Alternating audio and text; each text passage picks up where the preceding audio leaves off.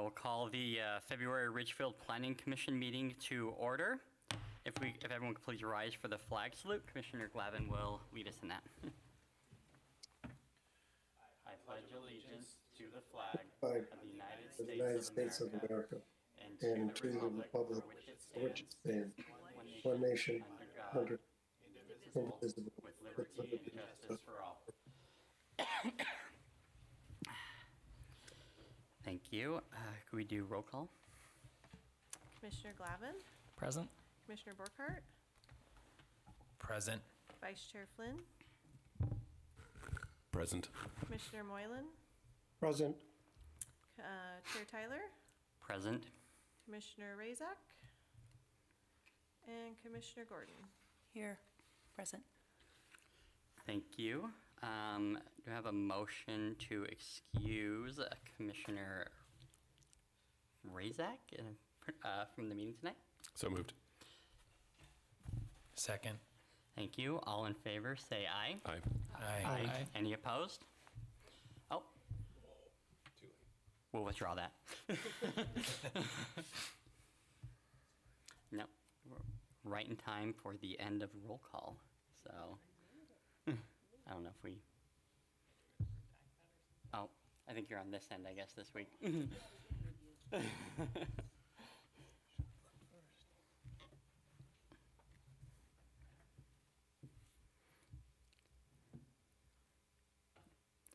Do we need to do any supplement on the roll call, or? I think we can just state for the record that Commissioner Razak is present.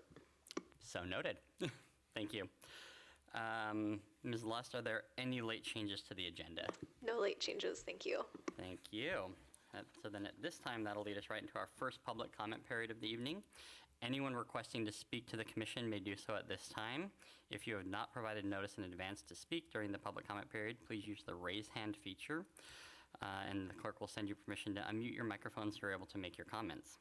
For controls over the phone, press *9 for raise hand and press *6 to mute and unmute. Is there anyone wishing to make a public comment at this time period? Not seeing anybody, we will close the first public comment period. We'll move on to the consent agenda. Do I have a motion to approve the consent agenda as presented? I guess, well, yeah, we'll item by item. Do you have a motion? I guess, let me back up. If everyone's had a chance to review the minutes from the last meeting, and if there are no changes or suggestions, we have a motion to approve the minutes. Motion to approve. Second. Thank you. All in favor, say aye. Aye. Aye. Any opposed? Motion carries. We'll now proceed to the business section, business portion of our meeting tonight, and turn the time back over to Ms. Lust. Thank you, Chair Tyler. Good evening, Planning Commission and members of the public. This evening we have a presentation on some affordable housing funding the city is receiving and talking through an option to use it for rental assistance, which is something we've been tasked to look at by council. So with me here this evening is Kirk Johnson, our finance director, and I'm going to go ahead and hand it over to Kirk to get our presentation started. Thanks. Thank you, Ms. Lust, and Chair and Commissioners. What we want to talk about is some funding that we received through Substitute House Bill 1406, which was approved by the legislature back in 2019. The funding provides funding through a dedicated sales and use tax credit for affordable housing, and the sales and use tax is credited against the state portion of the sales tax on goods and services in a jurisdiction. So what that means is there was no increase to the sales tax that the public was paying. It was coming against the 6.5% that the state already received, and we get that as a credit if we chose to adopt this back in 2020, which was a time frame for doing that, and it's good for 20 years. So the things that council talked about back then, to kind of get into some background of this, we wanted to look at options for providing affordable housing programs and the eligible uses through the SHB 1406 was, and I'm going to read what came out of that legislation, acquiring, rehabilitating, or constructing affordable housing, which may include new units within an existing structure or facilities providing supportive housing services under RCW 71.24.385, and in parentheses, behavioral health organizations. The other options were operations and maintenance costs of the new units of affordable or supportive housing. And then for cities under 100,000 population, they may also use for rental assistance for tenants at or under 60% AMI, or the area median income. And that would be the area median income for Clark County. So available revenue for the program over the 20-year timeline, 2020 through 2039, the maximum amount was based on the fiscal year 2019 taxable retail sales. So this is probably the drawback of getting that funding, is it never increases. So it took our taxable retail sales in 2019 and it caps it as that's the maximum amount we can get per year. So as you're well aware, we've been growing quite a bit. We've been working through our transition, getting additional businesses online and getting more sales tax revenue in the city, but this particular funding source would not increase as a result of that. So for what council considered at that time, we brought ordinance number 1319 to them, which was adopted by the City Council in July 2020 and added a code section in RMC 3, which is the finance section of our Ridgefield Municipal Code. So again, it provides funding through the dedicated sales and use tax. So the things that council considered at that time was whether or not we did want to adopt and accept that funding source, and then administer a city-led grant program for acquisition, construction, or rehabilitation, or did we want to pass the funds through to a nonprofit such as Vancouver Housing Authority? We did have discussions with Vancouver Housing Authority in conjunction with a regional aspect to looking at doing something county-wide, and those conversations included Vancouver Housing and Clark County and the City of Vancouver. Most of the other cities at that time were not considering whether or not they wanted to accept this. If cities did not accept this, it automatically passed through to the county. So what our council decided at that time was we really want to make sure that we have control over the funds that are raised in Ridgefield. If we entered into an agreement with Clark County and Vancouver and passed it through to a nonprofit, we may or may not have control as to whether or not that funding is spent in Ridgefield and it is used to provide any type of affordable housing here or rental assistance in the city. The benefit of having done it at that time that they considered was there was a bigger scope. You know, there's more availability of funding that could be used regionally, which most of the regional aspects of homelessness and stuff are at the county or City of Vancouver level. But also, if Vancouver Housing was the one that was chosen at that time, they would also do all of the reporting that's required annually to the state on this particular funding source. But after several discussions on that, it was decided by council to adopt Ordinance 1319 and keep the funds here and start to build those so that we would have some funding available to decide what we wanted to do here in Ridgefield. With that, the available revenue over that 24-year timeline works out to about $24,500 annually. So that's not a lot of funding to do anything major, do affordable housing complexes, you know, build homes, things like that. So with that, we started to build up what our funds are. So let's go to slide 4. So after those conversations earlier on, again, like I said, they wanted to build up the funds. It's been about 6 years now. Last year at the council retreat, they asked staff, mainly Ms. Lust and I, to start to research what are the options that we could do for rental assistance. There's a significant need, some of it's masked in Ridgefield because we are, what's considered a little bit higher earning city, but there is that need out there. So what we've done is we've talked to Vancouver Housing Authority, Share House, different municipalities in Washington that do offer rental assistance programs. And then we also talked with the Ridgefield Family Resource Center and Compassion 360. Those are the two nonprofits located in Ridgefield that do talk with people and do offer either referrals to programs that can help our Ridgefield residents and or have programs. Compassion 360 has a limited program where they can offer some rental assistance as well.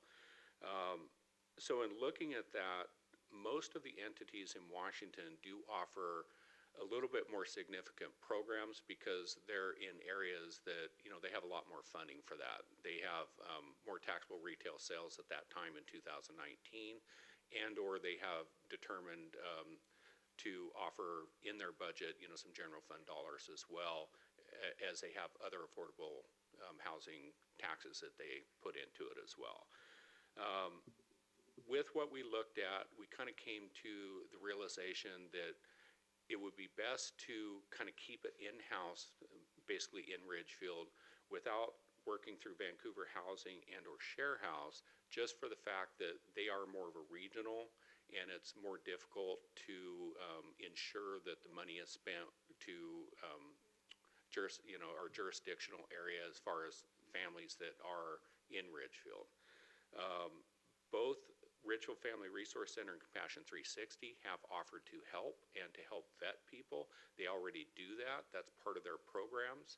And then they would be able to look at what our criteria is, both statutorily and then what council directs us to do, with recommendations also from the Planning Commission of how to manage that program. Both the planning staff and the finance staff would be the ones that would administer that program. Again, with a smaller amount, there's not a lot we can do on an annual basis, but we have built up over $138,000 currently. So we do feel that there's some funding available so that we can get this off to a good start to help those in need.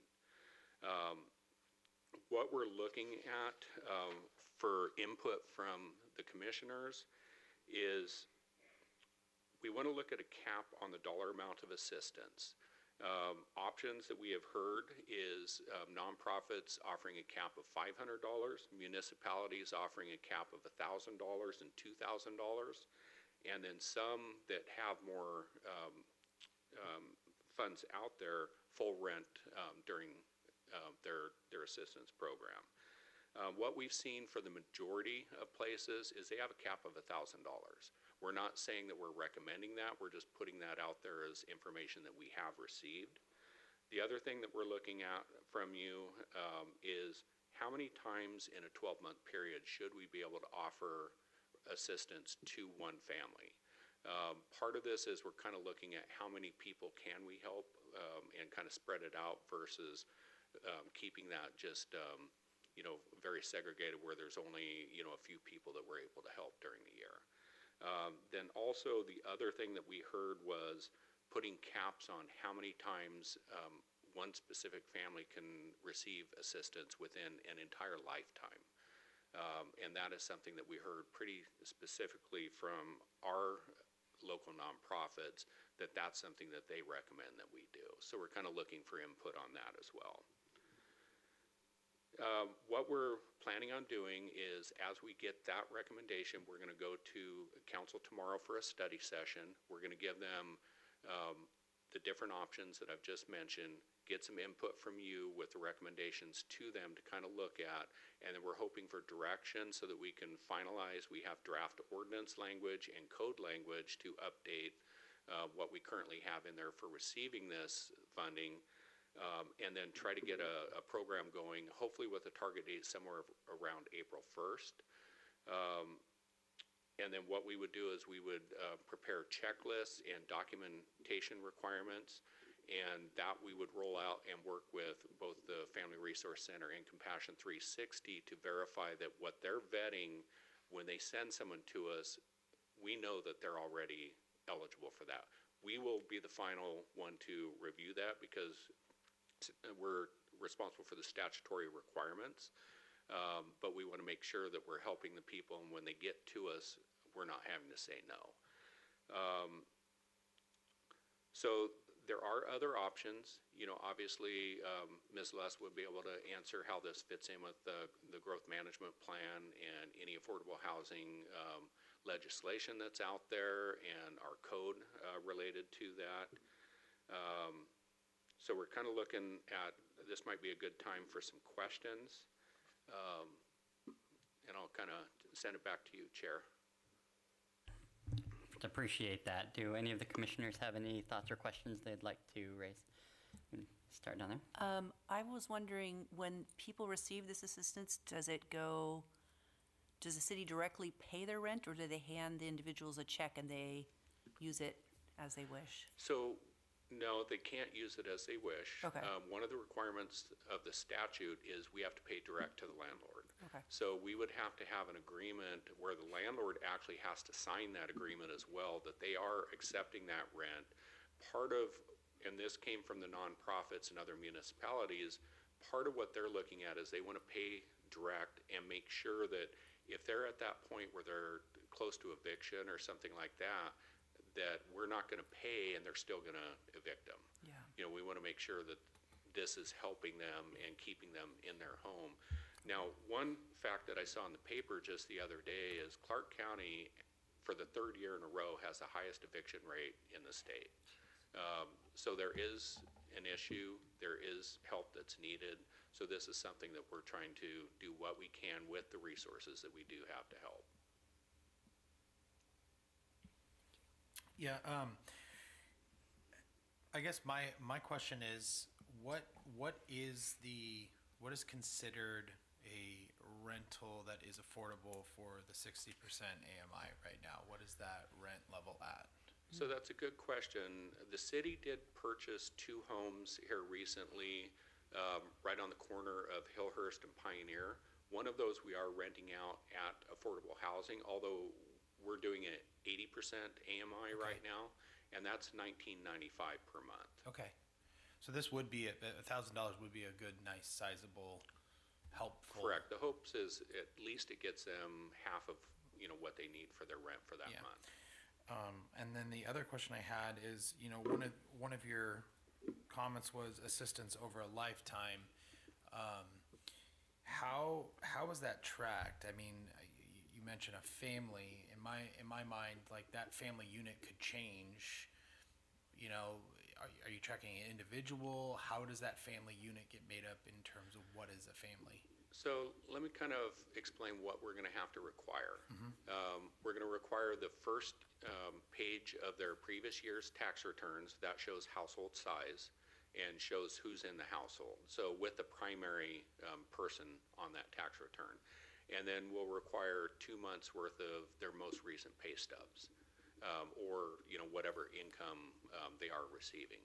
With that, we're going to be able to use that. Basically, it's going to be on that primary household member's name that we're going to be looking at. Thank you.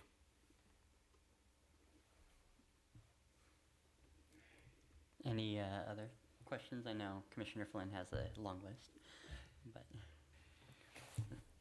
Annually, how much are you planning on dispersing? I see that there's 138,000 available, but it's only getting replenished 24,000 each year. So that's a big reason why the cap. Initially, I don't think we want to say that there's a cap each year. We would want to use it as it's needed. And then if we do burn through, that in a year or 2, 3 years, whatever it might be, then we are capped at that $24,500 per year unless the council decides to, open up other resources. There is legislation in Olympia right now for short-term rentals that could bring additional revenue to the city that's specifically for rental assistance. So there could be other sources that could come at a later date.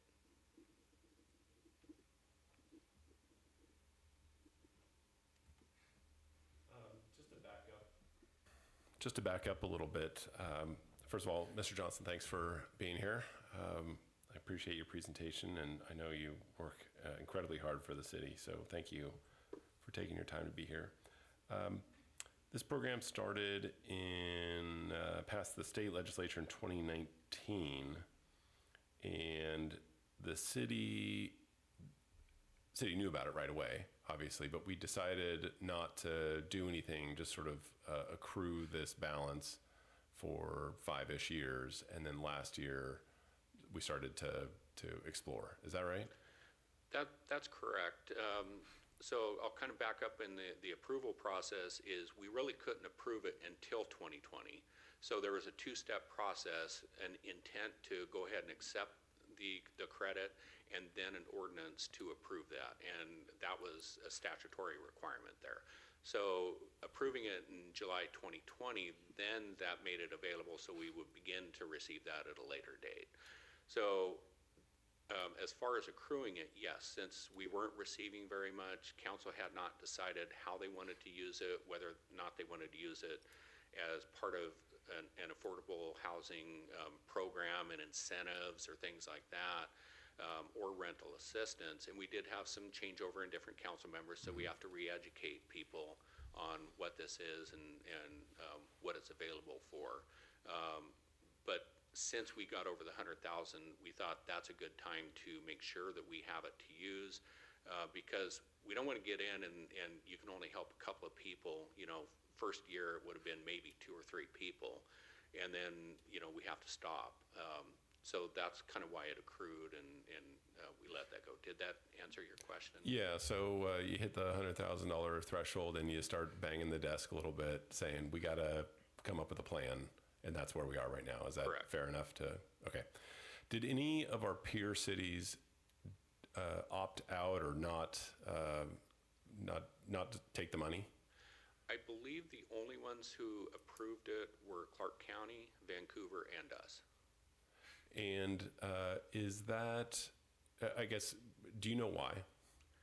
Most of them didn't want to deal with the administrative. Yeah, portion of it. administrative and accounting and Right. compliance requirements. And part of the reality is most of the services are offered either by the county or by Vancouver, so they thought it's going to flow through to them, so it's going to be available in our communities, not necessarily in their specific community, but it is something regionally that the funding is still there. And we decided that those administrative costs would be acceptable, and so we decided to take the money. Is that right? Correct. And the administrative cost cannot come out of this funding source. It has to come out of the general fund. So we haven't implemented any type of support to anybody yet because we're still trying to figure out how to do that. So this is not a fair question maybe, but how much is it going to cost for us to implement this? Well, I don't think the administrative cost is going to be too much. It's labor time. Yeah. And we're already there. We have a utility assistance program that council approved a couple of years ago. We've modeled how we do this off of that program as well, just with the modifications down to the 60% AMI. So we don't think it's going to take much more than what we're doing there. And then as far as the reporting, we get asked, and Ms. Lust is one who submits that annually, and it's really not a detailed report that we have to send in. Yeah. Is there, well, I guess one of the last things you talked about is we've accrued a ton of money now, and we're going to continue to have 24,000 and change coming in. And you said something about how, you know, it's not like we're capped at using 24,000, right? We can plow through that as quickly as we can hand it out if that's what is decided to do. I guess I would say, number one, I agree with that method rather than wait. You know, if there are people that need help today, let's help them out today is what I would say. But you know, if we have $136,000 and we can potentially hand out $1,000 per household, could the city handle 136 or more applications to be able to get this? Yeah, I believe so. Is there a little bit more staff time involved with it? Yes, but how we're doing it is we have both a paper application and we have an online submittal portal that they can use. Again, we're modeling it after the utility assistance. So we've got it ready to go, just not turned on our website yet. So one of the things is the help that we're going to get from the Family Resource Center and Compassion 360 to already vet the people and go through and make sure that they are already qualified. They already do that. That's part of their job today. So it's not any different for them. They're excited that they have another resource to send them to. So they're already going to do a lot of that. Then when they come in, whether they submit online or they come in with the paper application, we're just reviewing that information. We're going to check off that they've supplied everything we need. Of course, the difference here is having to have the landlord, agree to accept the money. So there will be a little bit more there, but I don't think it's where we can't manage it.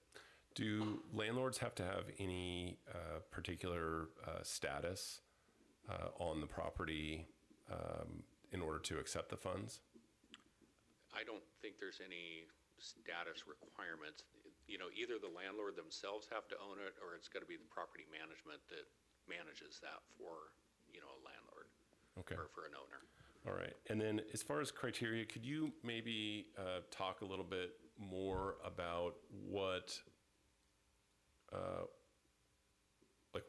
pieces of that are missing thus far?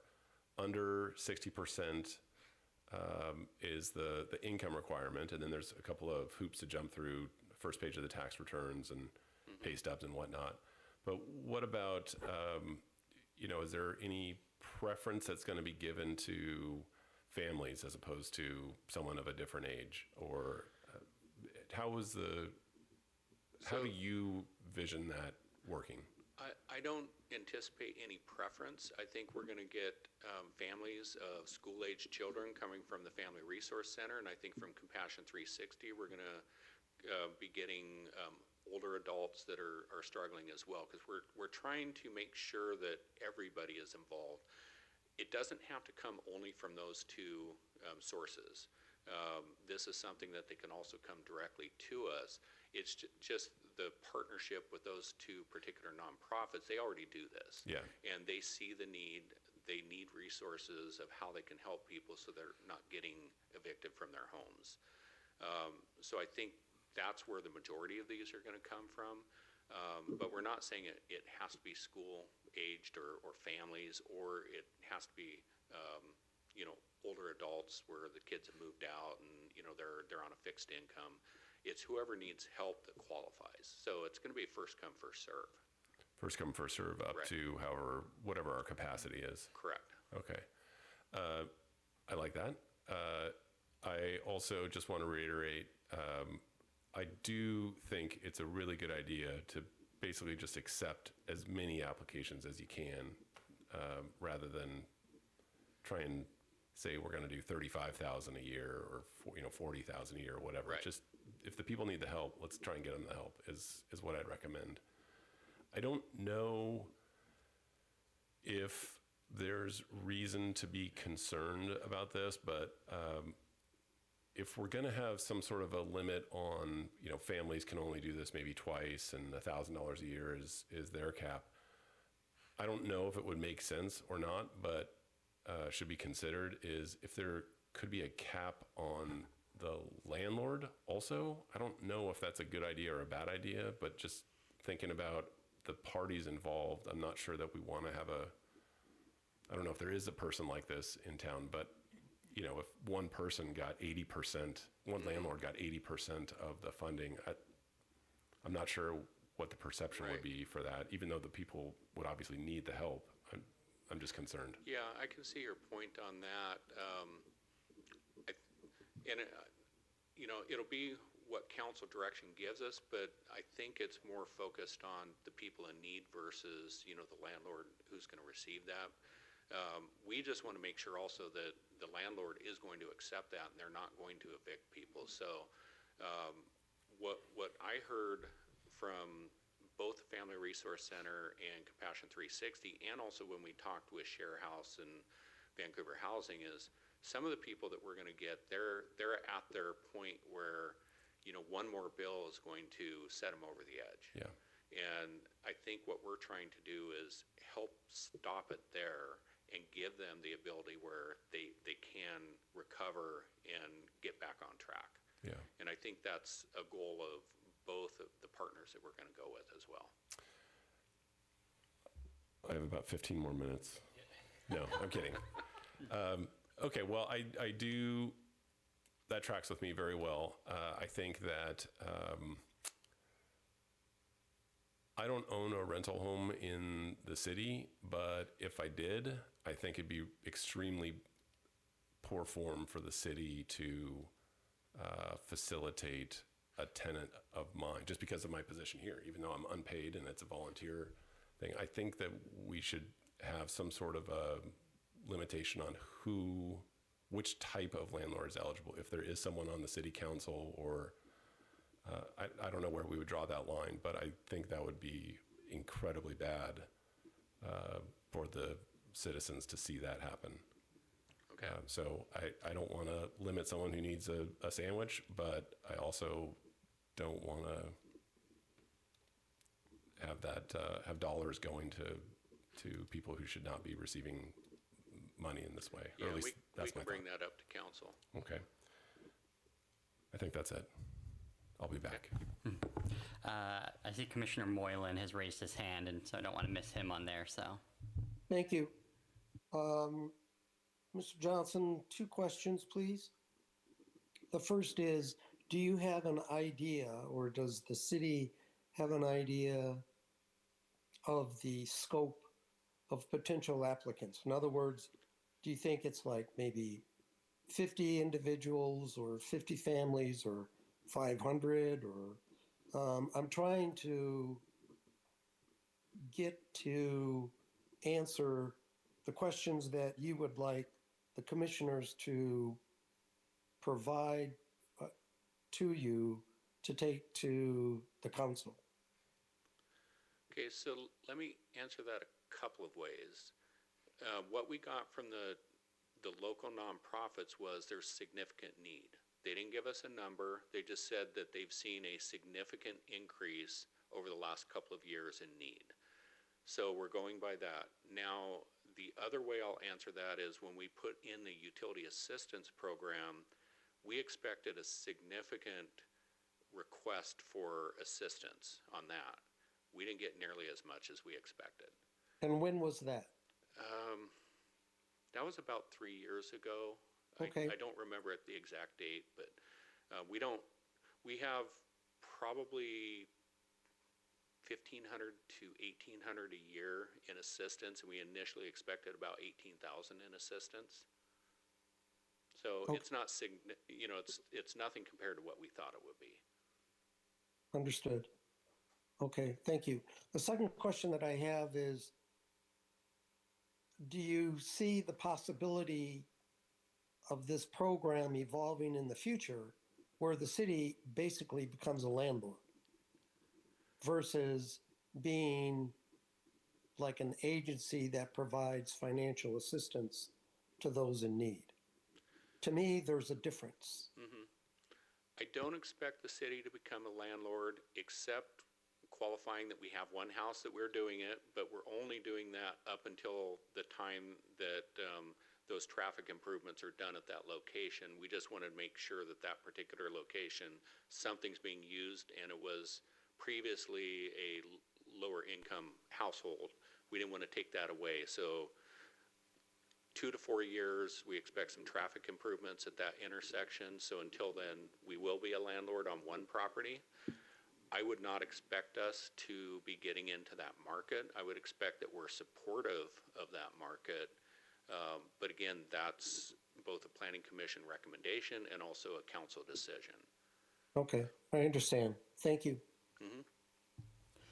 I'll echo everyone's appreciation that you're here tonight and spending your evening with us. So appreciate the presentation. Just a couple quick questions. The area median income, is that based on Ridgefield, or, and I know we've talked about this number quite a bit, so I'm assuming it's kind of the same number used in other aspects as well, is it? It's a countywide. Countywide. Yeah. What is that number now? The number that we have been basing our comprehensive plan math on for area median income is about $110,000 a year. Okay, so 60% would be a little over 60,000. Correct. Okay. And I know you, as you indicated, that at least the organizations have indicated there's a significant need, but do we know statistically how many individuals living within Ridgefield are 60% of AMI or below? Probably have that through the. Okay. I don't have that. We can try to look that up. I'm thinking we can probably get it, but it's going to be some age data through the Census Bureau. So it'd probably be a minimum of 2 years old, but we can look that up for you. Yeah, when I was going through this, that was one of my main concerns is, while I love the program and I agree with many aspects of what Commissioner Flynn said, use it and use it quickly. I'd be interested to see how many people would actually qualify that live within the city of Ridgefield at this time, at least. Based on what we heard from both of the nonprofit partners, there would be quite a few, because they are already referring to Share House, Vancouver Housing, and things like that under that same program. So they are seeing quite a bit of need for that. Good. And you may have said this, but I was thinking about something else, so I apologize. How many applications did you say that the city has been receiving through the utility assistance program? So I mentioned it in a dollar amount. So we offer up to $250 as a one-time in a rolling 12-month period. And we're getting about $1,800 a month right now. We expected about $18,000 per year in requests, and that all comes from late fees, so it's not general fund, it's not regular rate revenues. It's late fees and returning that into assistance for those that are in need, with also educating them on how to avoid those late fees in the future. So based on that number, we're probably getting 10 or 12, and then there's probably an equal amount, if not a little bit more, that are not qualifying. But the majority of the time they don't qualify is because they don't turn in any paperwork, or they turn in the application for the assistance and then they turn right around and pay the bill, and there's nothing to, give them assistance for. Mm-hmm. And does that have the same kind of 60% of AMI limit, or what's the limit there for? That one's based on a different metric, and it's 120% of poverty level. So it's a little bit different.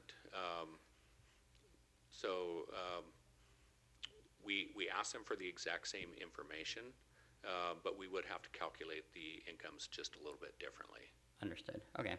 Kind of go through my questions that I've written all over my page. I think he did cover most of them. Commissioner Flynn did cover most of them, which is great. I think I would, at least for conversation purposes, push back on a couple things that Commissioner Flynn raised. I would not want to penalize a tenant just because of who their landlord is, and I certainly appreciate the optics that could raise about sending money from the city to, I guess, an insider, for lack of a better word. But I also, it does seem that the program is focused on the tenant and their qualification for the money, and that the landlord is only there as a yes, no of whether they're going to accept it. So that I'd push back there on that idea, at least. And then I think that's it at least for right now. So I think. Yeah, I just had, the program is intended to prevent eviction. As part of that, is there some sort of, stabilization counseling to say, hey, what are we doing from a budgetary standpoint, and assisting them and making sure that it lasts a little bit longer than the 1 month, I think, that we're recommending at this point? So here's where working with the two nonprofits are helpful. Both of them already work with these people, and they work on getting a plan together and sending them to other services as well. with Ridgefield, we don't have the services out here. We rely on Clark County, Vancouver, and all of the nonprofits that are countywide. Both of these nonprofits refer them to those sources for other help. Where this kind of came from was a discussion on, that last hurdle that's it's gonna cripple them. And so I'll give kind of the example that was given. Okay, so, they're paying their rent, they have enough money for their rent, but all of a sudden, their car broke down, their tire, they had a tire go out and they're all bald, they can't get to work. That is a trigger that causes them not to be able to get their next paycheck. Then there's a spiral, they go downhill. We can't pay for tires, we can't pay for improvement, car repairs and things like that with this program. What we can do is we can help them out with their rent. That can hopefully free up that money, where that gives them the ability to not have that final trigger push them over the edge. And then in working with the two nonprofits, they will also work with them to set up a plan. We won't be doing that. We're not counselors, we're not, a nonprofit that specializes in that. We're just providing funding and vetting the funding that qualifies under the statutes. They will help them in those other areas, and they'll try to push them to other services that can help as well. And they have to come through the referral of those entities in order to apply for this assistance? Not necessarily. Okay. That's where we expect the majority of them to come Got it. through, because they're already working with them. If somebody hears about the program and contacts us directly, then we'll work with them and we'll just verify that they're eligible. We won't work with them on setting up a plan. We won't have necessarily all the resources. We may have a list of things or places they can call, but we won't be sitting down with them and going over like, a counselor or something like that. Thank you. Commissioner Moyland, was your hand raised from the previous, or No, this is another please go set ahead? of questions, I guess. Perfect. Mr. Johnson, do we have an idea in terms of the city of Vancouver or Clark County if they have cap limits themselves, or a maximum amount that they offer in terms of assistance in a 12-month period? I'm trying to, I guess, get back to what you're looking for from the commissioners. Mm-hmm. I don't know if either of them have a cap. They have significantly more resources, and they have other funding sources that are going into their programs. With Vancouver being over 100,000, they can't do the program we're talking about because their population is too high to do rental assistance. So where they're offering rental assistance is more through state programs, which a lot of those are out of funding now. And the county can't offer this exact same program as well. Only cities under 100,000 in population. So where we got the caps were from nonprofits and some of the cities that are doing this program that are more our size. Okay, thank you. And again, I know Mr. Johnson said this at the start of the presentation, but I think this will be helpful information, is that those other cities that are doing rental assistance under this exact same program and exact same funding source, their average amount is about $1,000, with a range between 500 and 2,000, I would say, but a lot right around 1,000. Compassion 360 has their own small rental assistance program. They do 500. So those are that kind of 500, 1,000, 2,000 is kind of the general range that we've seen examples of. Ms. Lust, is that per year or per award? Per award. Thank you. Anyone else before Commissioner Flynn takes another 15 minutes? Or did you have any further? Just what Claire's got here. Yeah, the only thing I guess I was is bringing it back to what the actual recommendation you're looking for. I I think this discussion has been very helpful to help frame those issues, though, or at least what the recommendation should be. I guess one way I could see it two ways playing out. Saying this flat, we're going to give up to 1,000, and exactly how you have it laid out, up to 1,000 once per year, or up to 2 times lifetime.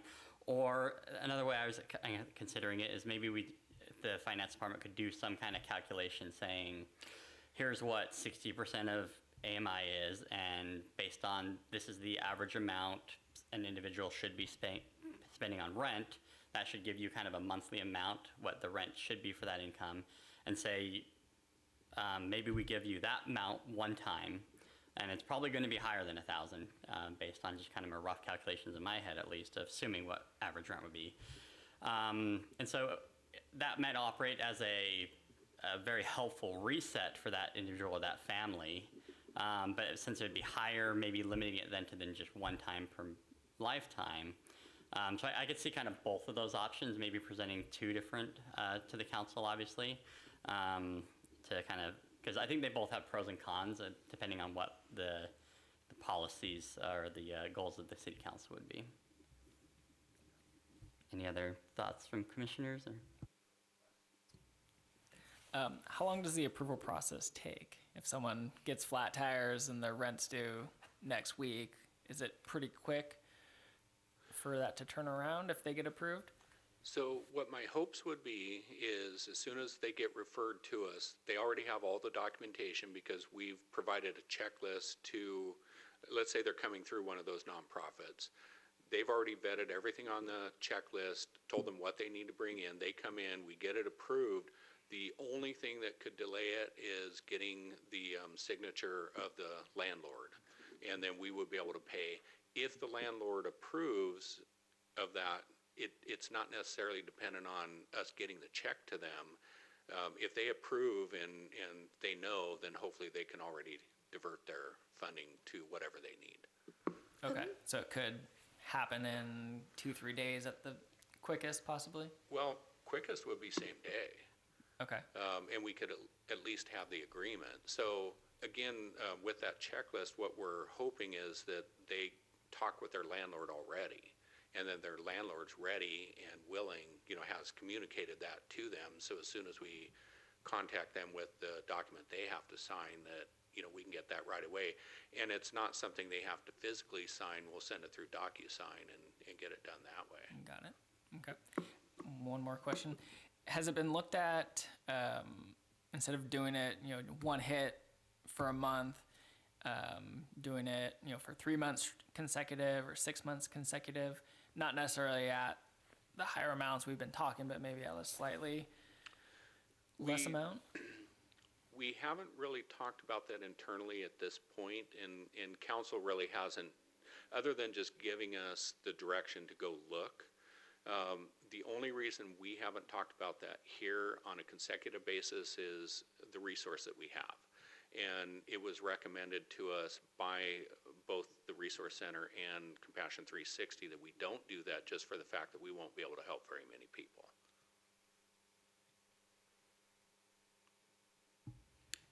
Any other thoughts or questions from commissioners? Please. So it sounds like we expect most folks to come through the partner organizations. For those who did come to us directly, what does the rest of the eligibility criteria look like beyond the 60% of the AMI? So really it's pretty simple. You have to, depending on your family size, because the income could be significantly different depending on family size. They have to qualify at 60% or less, and then the landlord has to agree to accept this and take the payment and apply it to their rent.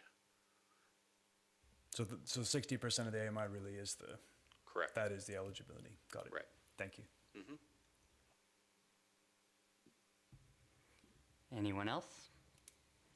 And Ms. Luss or Mr. Johnson, based on our questions or comments, were there any other additional thoughts that you had that you'd think would be helpful to share, or are you ready for a motion? I think we've covered everything I can think of in the presentation. So yeah, it would be helpful to have a recommendation to bring to council in their work session tomorrow. And do we need a motion to make that recommendation, or procedurally, or? I believe our code does require a formal recommendation from Planning Commission. Is that correct? Or could it just be a discussion recommendation? Sounds like we can just have would not need to be a motion recommendation. It doesn't mean you can't make a motion, but. Chair, I'd like to make a motion that the notes that Ms. Luss has taken during this meeting, both mentally and physically on paper, should be submitted to the City Council work party. And Mr. Johnson's notes? And Mr. Johnson's mental and physical notes as well. Second. We have a motion and a second. Any discussion on the motion? Seeing none, all in favor, say aye. Aye. Aye. Aye. Any opposed? Motion carries. Excellent. Thank you so much for your time. I really appreciate the presentation, and it's been a very interesting topic to be able to discuss as a commission. Thank you for having me. That concludes business portion, so now we'll move on to our second public comment period for the evening. It is now time for a public comment. Anyone requesting to speak to the commission may do so at this time. If you have not provided notice in advance to speak during the public comment period, please use the raise hand feature, and the clerk will send you permission to unmute your microphone so you're able to make your comments. For controls over the phone, press *9 for raise hand and press *6 to mute and unmute. Is there anybody wishing to make a comment during this public comment period? Not seeing anybody, we will close the public comment period. Move on to staff reports. Sure, thank you, Chair Tyler. I did something new and different this month, which you may have noticed. I put a document in the staff report section of the packet. As you all know, we're working on our critical areas ordinance update, and we just had some, I think, good, relevant information kind of summarizing our stakeholder interviews, and I didn't want to keep that from you unnecessarily, so just giving you the opportunity to have that basically a month in advance. We're going to be having in our March meeting an actual agenda item on, once again, on the critical areas ordinance update. Our plan is to have some draft code for you all to start reviewing. So I guess it's a homework assignment. Take note of the stakeholder interviews. We included some kind of guiding questions in there to think about before we come back and discuss it formally. If you do have any questions or thoughts now, I'm happy to take them, but not expecting this to be a business item this month. Perfect. We appreciate the homework. You're welcome. And I do not have anything else for my staff report. Thanks. Thank you. Okay, well then at this time, I think we can go to reports from the commissioners. If we could start maybe at this end today. Commissioner Gordon, do you mind? Chair Tyler, I'm so apologize. sorry. Nope. I had something else that was important. I'm really glad I wrote it down. I spoke too soon. Next that. month is the State of the City address, March 17th, Tuesday. The city is going to have the sort of pre-presentation tabling again in the high school lobby. And the vision this year is to have tabling from all of our council boards and commissions. So I'm looking for volunteers. It has been suggested 2 to 3 of you would be great to be at a table for a half hour before the State of the City address, be available to talk to members of the public that come through about what you do as planning commissioners and work items for this year. So I don't know if we want to like arm wrestle over it or what, but I would love to have 2 or 3 of you willing to do that. You can talk to me after the meeting. Yeah, so thank you very much. You sure you're done this time? No, kidding. And yeah, as we go through, if any of the commissioners do want to indicate their interest in attending, that'd be helpful. So, Commissioner Gordon. I don't think I have anything to bring to the commission, but I am interested and willing to serve at the state of the city. Thank you, Commissioner Borchardt. I got nothing this week. Happy week. Thank you. Vice Chair Flynn. Nothing from me other than thank you to the members of the public who have joined us this evening, and thank you to our city staff for preparing us, and especially thank you to Mr. Johnson for being here. Thank you. Thank you, Commissioner Glavin. I did enjoy doing that State of the City last year, so I would volunteer again this year if you'd have me. And thank you for your presentations. It was a lot to go over. Thank you. And Commissioner Razak. Nailed it. No news. I guess I'll just express enthusiasm to see the rental assistance program on the agenda. I'm excited to see us working something like that out. Thank you. And I will echo Commissioner Glavin's comments. We joined him last year as well at the table. It was a fun opportunity to interact with the public and kind of share what we do as a commission. This year we hopefully won't be upstaged by the police department's new drone, which was the hot item last year. But I will also endeavor to make it there. I'll confirm with you again, but I will volunteer for that as well.